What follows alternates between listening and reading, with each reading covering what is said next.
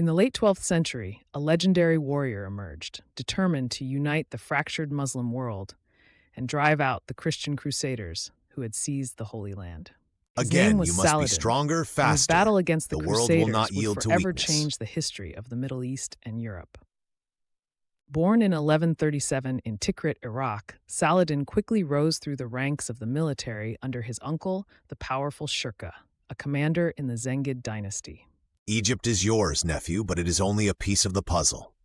The After Zengids are Shirkuh's weak. death, Nur Saladin became the ad-Din barely vizier of holds Egypt in Aleppo. The Levant is 1169, fractured. and his ambitions grew beyond the borders of Egypt. Then you must be the one to unite them. And what of the Franks? They watch from their castles, waiting to pounce. They are a threat, yes, but a divided house cannot stand. Unite the Muslims and the Franks will be swept away like dust. Then that is what I will do. Saladin's vision was not just to hold Egypt, but to unite the Muslim world under one banner and reclaim the lands lost to the Crusaders. This vision would bring him into conflict with the powerful Christian kingdoms of the Crusader states.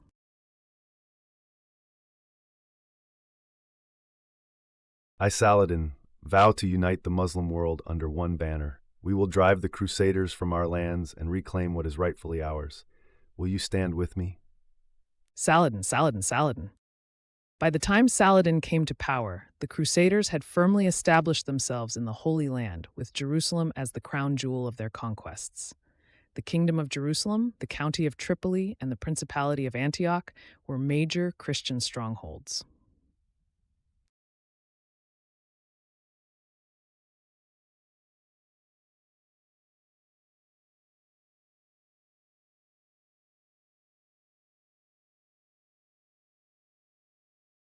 After years of diplomacy and some smaller clashes, Saladin's forces began launching attacks on the Crusader states, aiming to weaken their hold on the region and create a path to the ultimate prize, Jerusalem.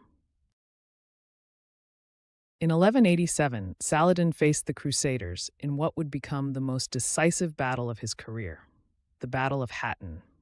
The Crusader army, led by King Guy of Jerusalem, was on its way to relieve the Crusader stronghold of Tiberias, which Saladin had laid siege to. The Crusaders, exhausted and parched by the harsh desert, were lured into a trap by Saladin's brilliant strategy.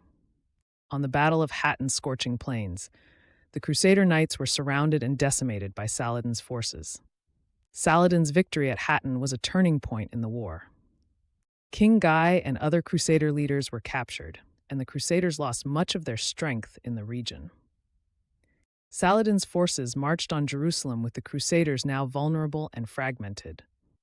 With the Crusader army broken, Saladin turned his attention to the city of Jerusalem itself.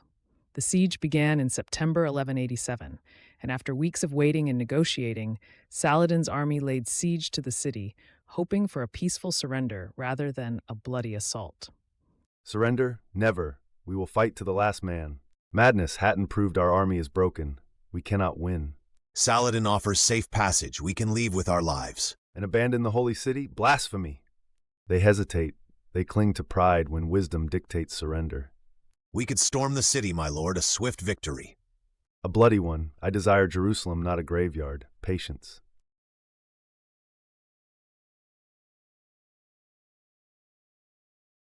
In October 1187, Saladin entered Jerusalem as a victor, and instead of massacring the population, he allowed Christian civilians to leave peacefully.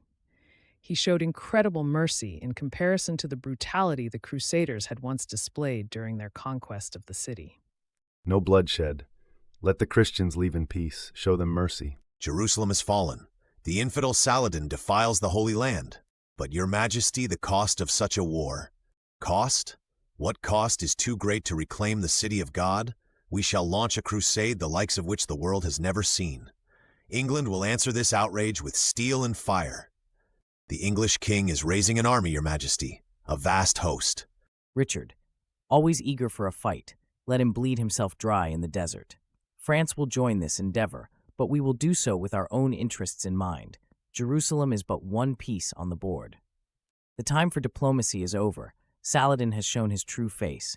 We march east. We will show these Saracens the might of the Holy Roman Empire, for God and for Jerusalem.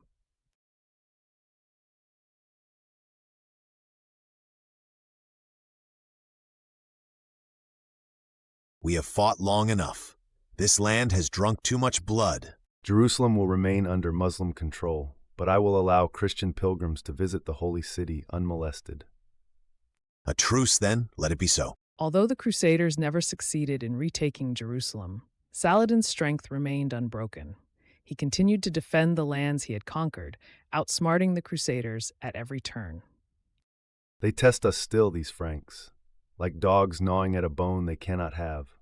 Their strength wanes, my lord. Their supply lines are stretched thin. Do not underestimate them. Their faith fuels them, however misguided it may be. We must remain vigilant.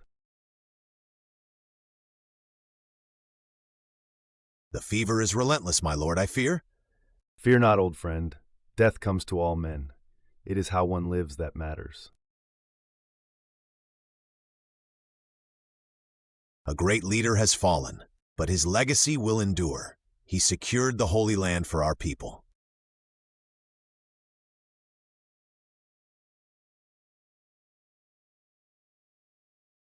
Saladin was more than just a warrior. He was a scholar, a poet, a man of deep faith.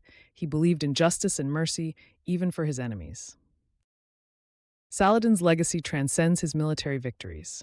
He is remembered as a man of honor, mercy, and strategic genius, a warrior who fought not only for his people, but for a vision of unity across the Islamic world. The struggle between the Crusaders and Saladin shaped the history of the Holy Land. And though the Crusaders' goal to control Jerusalem failed, the spirit of Saladin remains an enduring symbol of courage and mercy in the face of adversity. Saladin's battle against the Crusaders is one of the most pivotal moments in world history. What do you think of his legacy? Was he the hero of the Muslim world or a conqueror like the Crusaders?